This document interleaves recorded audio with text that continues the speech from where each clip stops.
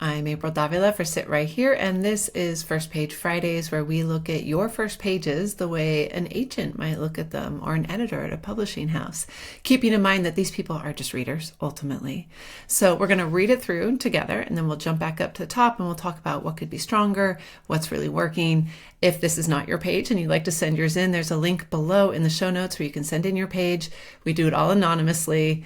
We'll put yours in the queue, and don't forget to like and subscribe so you see when your page comes up. All right, let's get to it. Now, keep in mind that I haven't read this yet. I am reading it for the first time with you, so forgive me my verbal stumblings or mispronunciations. All right, let's begin. I time travel a lot. It's a good opening. But it's not current me going anywhere. It's younger me who's doing the traveling. Sometimes I'm 12, sometimes I'm 8 or 16. Sometimes I'm me from last year. Honestly, I don't know why I care so much about the opinion of someone who no longer exists. My 12-year-old self is long gone. The human I was last year has radically transformed and will continue to do so. Yesterday me is an older, outdated version of current me, which isn't a bad thing at all. It just means I'm constantly changing and progressing. And where the only constant in my life is change, that's hopefully helpful for me. I'm not an alpha version. Any guy who says they're an alpha male doesn't seem to understand that's the first version, full of flaws, bugs, and is set to become obsolete because of their misogynistic and insecure features. So what happens when younger me visits? I'm driving away from a convenience store, having shame purchased 4 cherry Dr. Pepper Zero 21-ounce bottles, and 12-year-old me appears in the passenger seat as I sing along to my Spotify playlist. Oh my gosh, are you me? I'm bald, but I don't want to lose my hair, and I'm not singing in my falsetto. I can do that? Wait, did I actually turn out, gay? I'm still in Pocatello. Am I just visiting, or did I move to New York or California to become an actor? So this is very fun, very playful. We've got it's very thoughtful. Okay, so let's dig into it a little bit. I time travel a lot, but it's not current me going anywhere. It's younger me who's doing the traveling. Okay, so this is definitely like a what? But we roll with it, right? Sometimes I'm 12, sometimes I'm 8 or 16. Sometimes I'm me from last year. Honestly, I don't know why I care so much about the opinion of someone who no longer exists. Okay, so my suggestion is it's the younger me who's doing the traveling. My suggestion would be to get directly into a specific example. So, okay, I'm just going to play around with this a little bit here. So it would be like when you say, so what happens when younger me visits? Like this, I would actually get right to an example of it. Who's doing the traveling? So what happens when younger me visits? I'm driving away from a convenience store, having shame purchased 4 cherry Dr. Pepper Zero 20-ounce bottles. I love the specificity of this is fantastic. And 12-year-old me appears in the passenger seat as I sing along to my Spotify playlist. Okay, so then, so I think the reason I'm making the suggestion is that I think that the example explains it better than the rumination here. And what we need to do in this first page is explain what happens, right? There'll be plenty of time for rumination and figuring it out. And not that I'm asking you to wait long. I think this is all really good stuff, but I think it would help as a reader to immediately be like, okay, here's what it looks like. You might even say, instead of question, you might say, here's what it looks like. I'm driving away. You could say, I'm driving away from a convenience store. You might even say me. I'm driving away from a convenience store. Me, the regular me. You might need to explain the old me. I don't know the current me. Or maybe you say current me is driving away from a convenience store, having shame purchased Dr. Pepper, and 12-year-old me appears in the passenger seat.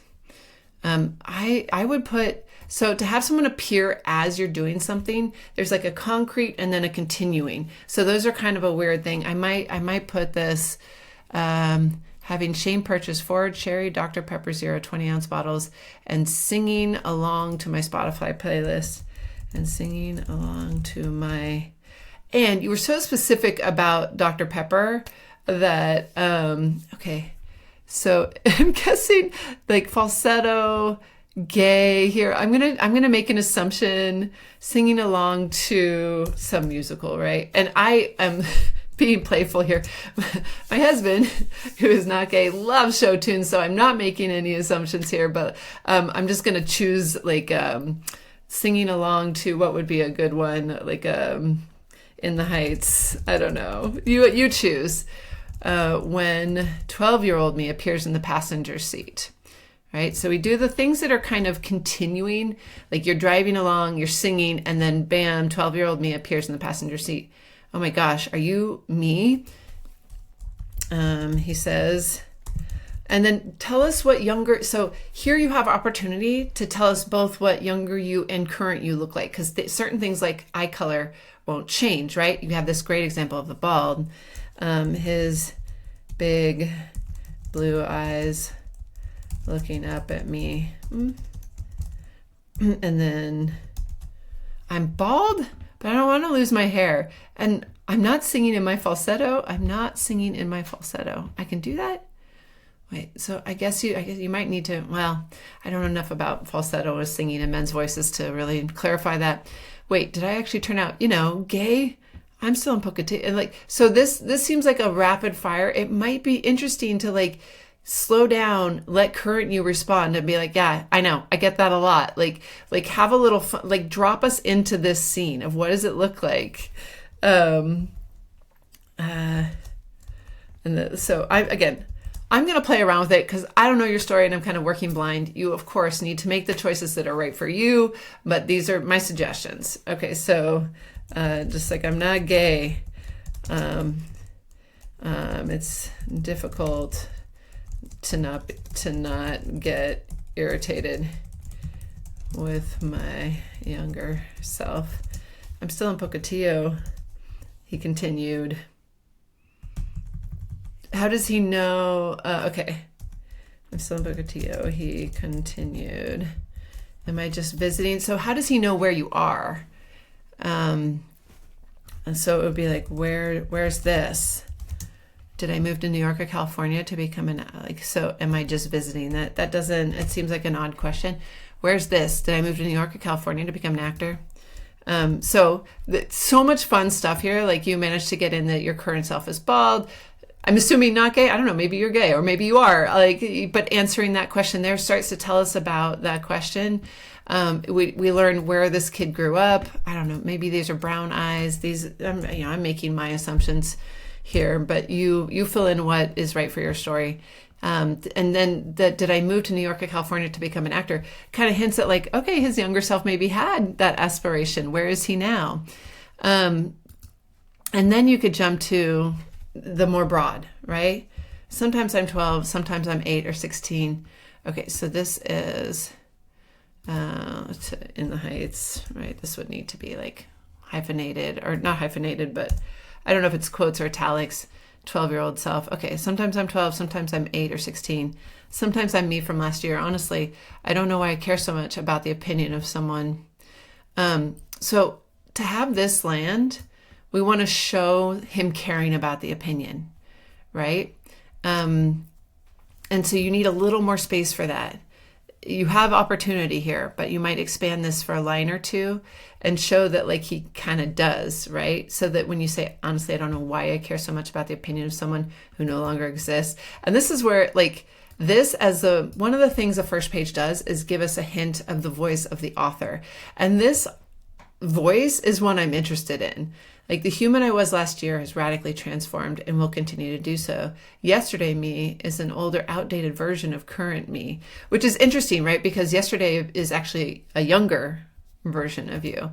So actually for the first page, just to keep it super clear, I might say yesterday me is an outdated version of current me, which isn't a bad thing at all. It just, and exclamation points really should only be in dialogue.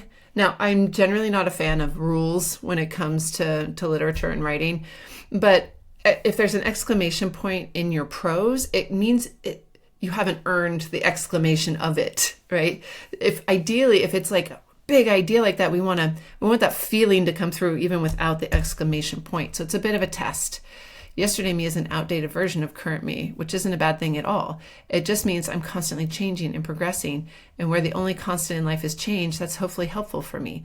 Now, all of this, I feel like I don't even know I'm entirely following it yet, or what the values of this individual has, but I'm on board. I'm interested in it. I'm not an alpha version. And here he's talking about like original, right? Any guy who says they're the alpha male, hilarious, doesn't seem to understand that's the first version, full of flaws, bugs, and is set to become obsolete because of their misogynistic and insecure features. This is like, I am so on board with this narrator. I definitely would want to know, like, what am I trying to say? I feel like I will enjoy whatever their story is because I am really digging the voice. That's what this part tells me. What can help a lot in a first page is, first of all, a name might be nice. You could have him be like if we knew his name, if his name's Andy, he could be like, "Hi, Andy. No, I'm not gay." Or, "Hi, Andy. Yes, we're gay. You know that." Like whatever the answer is, right? But like there's opportunity to get a name in there. There's also, I think the one thing you could punch up a little bit is the question. So in most first pages, you pose the question so that people keep reading, right? The bigger, like what will be the journey of this character. Now, you have definitely posed an unusual situation, and that alone is almost a question in of itself of like, why is this happening? Will it continue to happen? Will he, like, how does he deal with it happening? But it might be interesting if you could pose a question of, I don't know where it would go exactly. Let's see here. I time travel a lot. It could even go here of like, I've never figured out how to make it stop, but it's not me. Like if the question is, how does he make it stop? You could put something like that in there. So I think the thing, dear author, to consider is, what is the larger journey of this character? And can you hint at that on this first page? I feel like it's almost there.